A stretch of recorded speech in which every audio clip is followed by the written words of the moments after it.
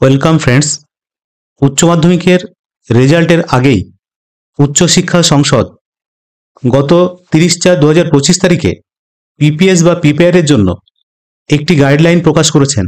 এই নিয়মাবলী প্রত্যেক উচ্চ মাধ্যমিক শিক্ষার্থীরা জেনেই যেন পিপিএস বা পিপিআর এর জন্য আবেদন করে, না হলে তাদের আবেদনপত্র বাতিল হতে পারে। তাই চলুন দেখে নিই কি সেই গাইডলাইন।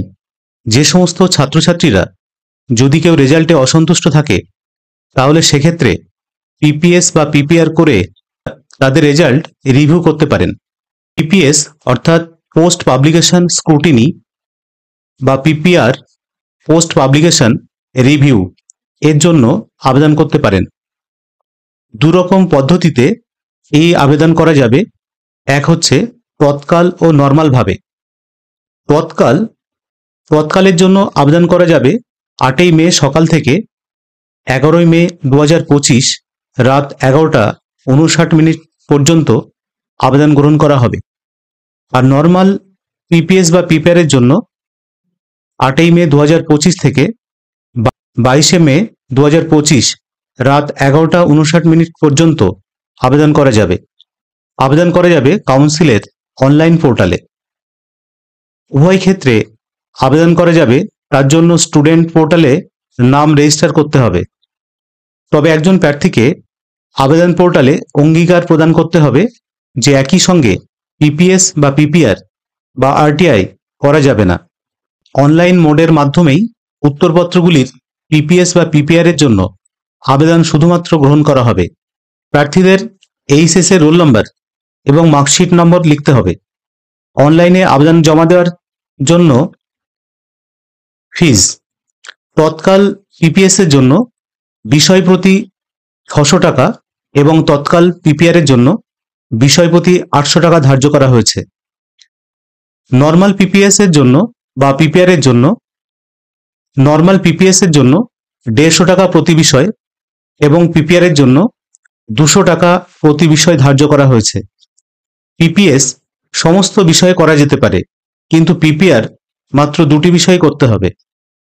পিপিআর এর জন্য আবেদন শুধুমাত্র সেই বিষয়ের জন্য অনুমোদিত হবে যেখানে পিপিএস চাওয়া হয়নি। একজন নিয়মিত এবং অবিরত প্রার্থী পিপিআর চাইতে সক্ষম হবেন যদি তিনি যে বিষয়ের জন্য পিপিআর চাওয়া হয় সেই বিষয়ে প্রাপ্ত গ্রেডের চেয়ে অন্য যে কোনো 3টি বিষয়ে উচ্চতর গ্রেড পেয়েছেন। পিপিআর পিপিএস অসম্পূর্ণ বা ভুল পিপিআর বা পিপিএস এর অসম্পূর্ণ বা ভুল আবেদনপত্র বাতিল করা হবে। এ বিষয়ে কোনো তদন্ত বা চিঠিপত্র গ্রহণ করা হবে না। নির্দিষ্ট সময় পেরিয়ে গেলে আবেদনপত্র গ্রহণ করা হবে না। পিপিএস বা পিপিআর এর রেজাল্ট কাউন্সিলের ওয়েবসাইটে দেখা যাবে এবং পূর্বের মার্কশিট বা শংসাপত্র সমর্পণ করে সংশোধিত মার্কশিট বা সার্টিফিকেট আঞ্চলিক কার্যালয় থেকে সংগ্রহ করতে হবে। নর্মাল পিপিএস বা পিপিআর এর আবেদন জমা দেওয়ার কাট অফ তারিখ থেকে 1 মাসের মধ্যে ঘোষণা করা হবে।